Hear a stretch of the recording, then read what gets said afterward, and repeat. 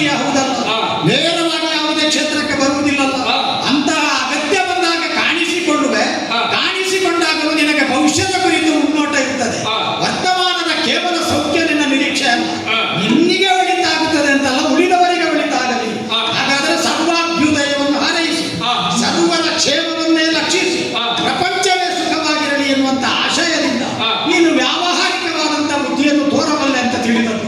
ಆದರೆ ಇಲ್ಲಿಗೆ ಬಂದಾಗ ನೀನು ಪ್ರತ್ಯಕ್ಷವಾಗಿ ರಣಕ್ಷೇತ್ರಕ್ಕೆ ಬಂದೇ ಅಲ್ಲ. ನಿನ್ನ ಜೊತೆಗೆ ನಮಗೇನು ಮುನಿಸಿಲ್ಲಲ್ಲ. ಅಶ್ವಮೇಧದ ಕುದುರೆಯನ್ನು ಬಂಧಿಸಿದ ಪ್ರಮೇಯದಿಂದ ನಿನಗೋ ನನಗೋ ಆಂಶಿಕವಾದಂತ ವಿರೋಧವೂ ಇಲ್ಲಲ್ಲ. ಆ ಕಾರಣದಿಂದ ನಿನ್ನನ್ನು ಪ್ರಮೇಯ ಮಾಡುವುದಕ್ಕಿಲ್ಲ, ಹೊಣೆಗಾರನನ್ನಾಗಿ ಆರಿಸುವುದಕ್ಕಿಲ್ಲ. ಅಂತಹ ಸಂದರ್ಭದಲ್ಲಿ ನನ್ನ ಕುರಿತಾಗಿ ನಿನಗೆ ದ್ವೇಷ ಉಂಟು ಅಂತಾದರೆ ಪಾಂಡವರಲ್ಲಿ ಜ್ಯೇಷ್ಠನಾದ ಧರ್ಮರಾಯನ ಬಗ್ಗೆ ವಿರೋಧ ಉಂಟು ಅಂತ ಅರ್ಥ. ಕೈ ಹಿಡಿದೆಳೆದರೆ ಮೈ ಹೇಗೆ ಬರ್ತದೋ, ಮೂಗು ಹಿಡಿದೆಳೆದರೆ ಮುಖ ಹೇಗೆ ಬರ್ತದೋ, ಅರ್ಜುನನನ್ನು ನೋಯಿಸಿದರೆ ಧರ್ಮರಾಯನ ಅಂತಃಸತ್ವ ಹುದುಗುತ್ತದೆ. ಇದನ್ನು ನೀನು ತಿಳಿಯದವನಲ್ಲ. ಯಕ್ಷ ಪ್ರಶ್ನೆಯ ಪ್ರಕರಣವನ್ನೇ ಅವಲೋಕಿಸಿ ನೋಡು. 4 ಮಂದಿ ತಮ್ಮಂದಿರು ಬಿದ್ದು ಹೋದಾಗ ಅವ ಮುಖಾಮುಖಿಯಾಗಿ ನಿಂತಹ ಯಕ್ಷನ ಪ್ರಶ್ನೆಗಳಿಗೆ ಉತ್ತರ ಕೊಟ್ಟಂತಹ ಸಂದರ್ಭದಲ್ಲಿ ಪ್ರಪಂಚದಲ್ಲಿ ಇರಬಹುದಾದಂತಹ ದಿಟ್ಟ ಧೀರ ಗುಣಗಳಲ್ಲಿ ಸರ್ವರಿಗೂ ವಾತ್ಸಲ್ಯವನ್ನೇ ಕೊಡಬಹುದಾದಂತಹ ವಿಷಯವೇ ಪ್ರಧಾನ ಅಂತ ಆಡಿದ. ವಾತ್ಸಲ್ಯ ಬಿಟ್ಟರೆ ಮತ್ತೊಂದು ಇಲ್ಲ. ಅಂತಹ ಧರ್ಮರಾಯನಿಗೆ ನೀನು ನೋವು ಕೊಟ್ರೆ ಎಷ್ಟರ ಮಟ್ಟಿಗೆ ನಿನ್ನನ್ನು ನೀನು ಸಮರ್ಥಿಸಿಕೊಂಡ ಹಾಗಾಗುತ್ತದೆ ಪ್ರಭುವೇ. ಅಯ್ಯ, ನೀನು ಯೋಚನೆ ಧರ್ಮರಾಜನ ತಮ್ಮನಾಗಿಯೇ ಯೋಚನೆ ಮಾಡಬೇಕಾಗಿ. ಅಗ್ನಿಯಿಂದ ನೀನೆಂತಹ ಕೃತಿಯನ್ನು ಪಡೆದಿದ್ದಿ. ನೀನೊಬ್ಬ ದೊಡ್ಡ ಬಿಲ್ಲುಗಾರ ಅಂತ ಗಾಂಡೀವಿ ಎನ್ನುವಂತಹ ನೆಗಳತೆಯನ್ನು ಹೊಂದಿ ಈ ಹೊತ್ತಿನಲ್ಲಿ ಲೋಕ ಪ್ರಸಿದ್ಧನಾಗಿ ಕೇವಲ ಈ ಲೋಕ ಅಲ್ಲ, 3 ಲೋಕಗಳಲ್ಲಿಯೂ ಯಾರು ಗಾಂಡೀವಿ ಎನ್ನುವಂತಹ ಹೆಸರನ್ನು ಪಡೆದಿದ್ದಿ. ಹಾಗಾದರೆ ಇದಕ್ಕೆ ಪೂರಕವಾಗಿ ನಿನ್ನ ಪರಾಕ್ರಮಕ್ಕೆ ಪೂರಕವಾಗಿ ಒದಗಿದ್ದು ಗಾಂಡೀವ ಯಾವುದೋ ಒಂದು ಸಾಮಾನ್ಯ ಬಿಲ್ಲ ಅಲ್ವೇ? ಇದು ಸಾಧ್ಯವಾಗುತ್ತದೆ. ನೀನು ಸಕಾಲಿಕವಾಗಿ ನೆನಪು ಮಾಡಿದ್ದು ಒಳ್ಳೆಯದಾಯಿತು. ಗಾಂಡೀವವನ್ನು ಕೊಟ್ಟವನು ಹಾಗಾದರೆ ಸ್ವಾಮಿಯನ್ನು ಮುಂದುವರಿಸಕೂಡದು. ನೀವು ಪ್ರಸಂಗಕ್ಕೆ ಅನೌಚಿತ್ಯ ಆರೋಪಿಸಿದಾಗುತ್ತದೆ. ಪ್ರಸಂಗಕ್ಕೆ ಔಚಿತ್ಯ ನಾನು ಕಲ್ಪಿಸ್ತೇನೆ. ಕರುಣದಿ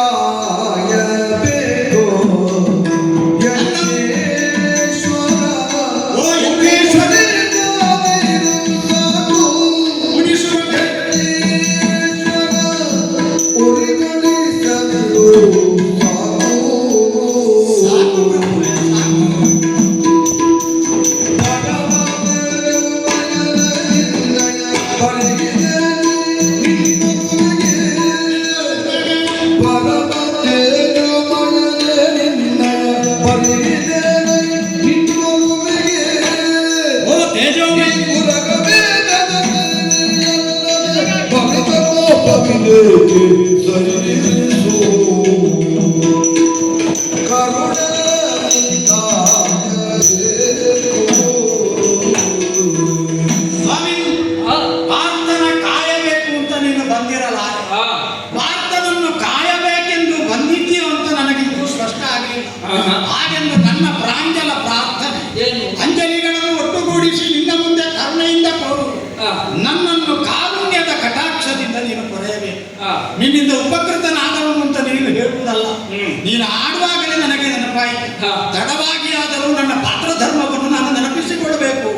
ಹಾಗಾದರೆ ನಿನ್ನ ಮುಂದೆ ನಾನು ವಿಧೇಯನಾಗಿ ಆಡುವುದು ಏನು? ನಿನ್ನಿಂದಲೇ ನಾನು ಬಹಳಷ್ಟನ್ನು ಪಡೆದಿದ್ದೇನೆ.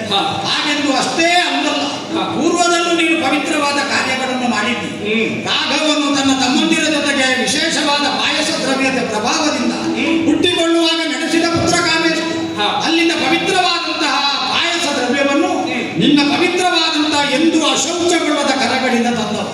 ಆ ಬಳಿಕ ಸೀತಾಮಾತೆಯನ್ನು ಪರಿಶೀಲಿಸಬೇಕಾದ ಅನಿವಾರ್ಯ ರಾಜಾರಾಮನಿಗೆ ಬಂದಾಗ ರಾಜಾರಾಮ ಲೋಕಕ್ಕೆ ಸೀತೆ ರಾವಣನ ಬಳಿ ಇದ್ದು ಪುನೀತಳಿದ್ದಾಳೆ ಎನ್ನುವುದನ್ನು ನಿರೂಪಿಸಬೇಕಾದ ಪ್ರಮೇಯ ಬಂದಾಗ ಅಗ್ನಿದಿವ್ಯದ ಪ್ರಕರಣದಲ್ಲೂ ನೀನು ಶ್ರೇಷ್ಠತೆಯನ್ನು ವರಿಷ್ಠತೆಯನ್ನು ಕಾಣಿಸಿದೆ. ಇವಳು ಪರಮ ಪವಿತ್ರಳು ಅಂತ ನಾನೇ ಆಡಿ. ಹಾಗೆಂದು ನೀನು ತ್ರೇತಾಕಾಲ ಯುಗಕ್ಕೆ ಮಾತ್ರ ಸಂಬಂಧಿಸಿದವನಲ್ಲ.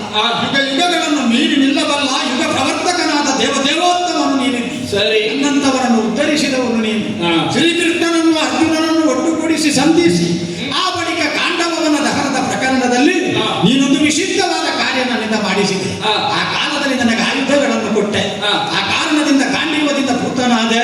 ಶ್ವೇತಾಶ್ವದಿಂದ ಬಲಿಯಲ್ಪಟ್ಟ ದಿವ್ಯವಾದಂತಹ ರಥಕ್ಕೆ ನಾನು ಒಡೆಯನಾದೆ.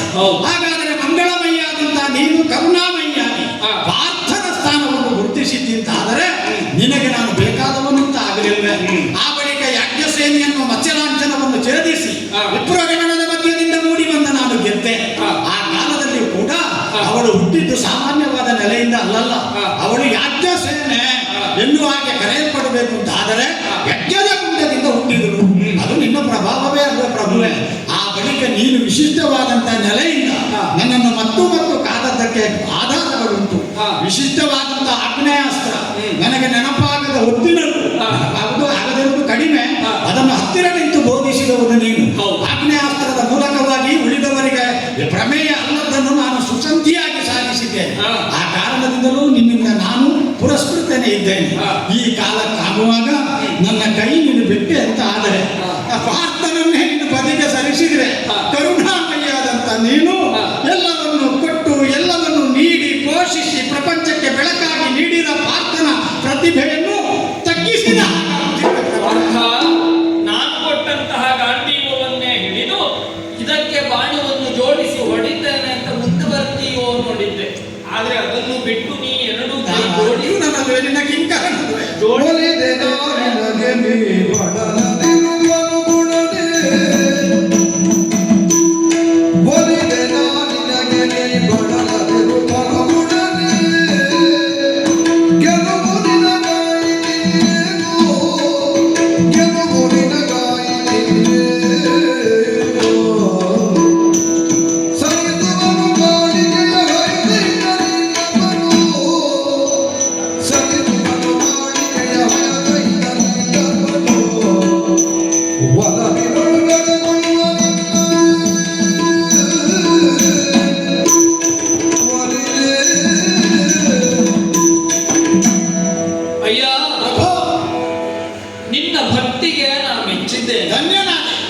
ಮಾತ್ರವಲ್ಲ, ನಾನು ಸಹ ನಿಮ್ಮಿಂದ ಉಪಕಾರವನ್ನು ಹೊಂದಿದನು. ಹೇಗೆ ಪ್ರಭುವೇ? ಶ್ವೇತಕಿ ಮಹಾರಾಜನ ಯಜ್ಞದಿಂದ ಅಜೀರ್ಣವನ್ನು ಹೊಂದಿದಂತಹ ನಾನು ಕಾಂಡವವನವನ್ನು ದಹಿಸಿದಾಗ ಮಾತ್ರ ಆ ರೋಗದಿಂದ ನಿವಾರಣೆಯನ್ನು ಹೊಂದುವುದಕ್ಕೆ ಸಾಧ್ಯ ಇತ್ತು. ಆವಾಗ ದಹಿಸುವುದಕ್ಕೆ ಸಹಾಯಕನಾದವನು ನೀನೇ ಅಲ್ವೋ? ಜೊತೆಗೆ ಕೃಷ್ಣನೂ ಇದ್ದ. ನಿನ್ನನ್ನೋ ಕೃಷ್ಣನನ್ನೋ ಕಂಡು ಈ ವಿಷಯವನ್ನು ಪ್ರಸ್ತಾಪಿಸುವಂತ ಬ್ರಹ್ಮದೇವನೇ ನನಗಾಗಿದ್ದು.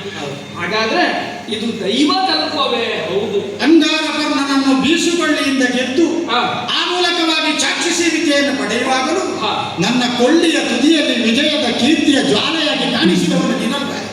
ಪಾರ್ಥ ನಮಗೆ ಬೇಕಾದವನು, ನಮಗೆ ಎನ್ನುವುದಕ್ಕಿಂತ ಧರ್ಮಕ್ಕೆ ಬೇಕಾದವನು. ಯಾಗವನ್ನು ಸಮಾಪ್ತಿ ಮಾಡುವಾಗ ಅಗ್ನಿಯ ಮೂಲಕವಾಗಿ ಅಲ್ವ ಹವಿಸ್ಸನ್ನು ಕಳುಹಿಸುವುದು. ಅವಿರ್ಭಾಗವನ್ನು ಆವಾಹಿಸಿ ನಿನ್ನ ವಿಶಿಷ್ಟವಾದ ನಾಲಿಗೆಯ ಮೂಲಕ ದೇವತೆಗಳ ಉಡಿಗೆ ಅಥವಾ ಯಜ್ಞಕ್ಕೆ ಅಧಿಷ್ಠಾತೃ ದೇವತೆಯಾದ ಸರ್ವಕರ್ಮಾಧ್ಯಕ್ಷನಾದಂತಹ ಶ್ರೀಹರಿಯ ಪಾದಾಂಬುರುಹಗಳಿಗೆ ತಲುಪಿಸುವುದು ನೀನೇ ಅಲ್ವೇ ವಾಹಕನಾಗಿ? ಹೌದು, ನೀವಲ್ಲಿ ಮಾಡುತ್ತಿರುವಂತಹ ಅಶ್ವಮೇಧವು ಅದು ಒಂದು ರೀತಿಯ ನನ್ನ ಪೂಜೆಯೂ ಅಲ್ವೇ? ಆ ಮೂಲಕವಾಗಿ ದೇವತೆ ಅಗ್ನಿಯಾರಾಧನ. ಅಯ್ಯ ಸ್ವಾಮಿ, ಆದರೂ ನಾ ಬರಬೇಕಾಯ್ತು. ಯಾಕೆ? ಈ ಊರಿಗೆ ನಾನು ಅಳಿಯ. ಆದರೆ ನೀ ಹೇಳಿದ ಹಾಗೆ ನೀನು ಈಗ ನನಗೆ ಅಳಿಯನು ಅಂತ ನಿನ್ನಿಂದ ನಾನು ಯುದ್ಧದಲ್ಲಿ ಅಳಿಯ.